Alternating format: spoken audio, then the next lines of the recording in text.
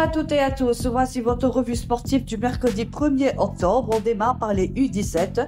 L'équipe nationale U17 du Sénégal prend la direction du Mali pour disputer le tournoi UFOA du 5 au 18 octobre. Une compétition capitale puisqu'elle offre 2 tickets qualificatifs pour la CAN U17 2026. Le sélectionneur Ousmane Diop, en charge du groupe U15, dirigera l'équipe envoyée à Bamako, tandis que Pape Ibrahima Faye prépare déjà un autre groupe pour le mondial U17 prévu en novembre au Qatar. Les Lionceaux évolueront dans le groupe B aux côtés de la Sierra Leone, la Mauritanie et la Guinée.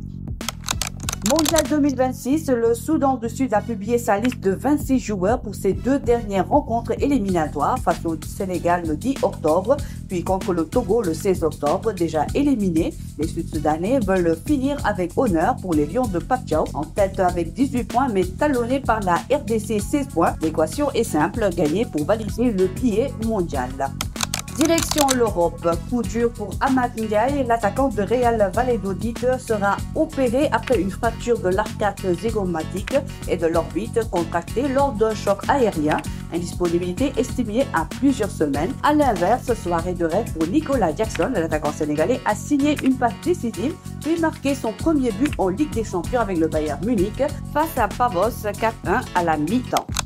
MMA, première expérience difficile à l'UFC Contender pour Dembasek, battu dès le premier round par l'anglais Curtis Campbell. Pris de vitesse, le Sénégalais a subi un coup de genou fatal suivi d'un ground and pound, concédant sa 3e défaite en carrière. Campbell reste invaincu avec désormais 8 victoires.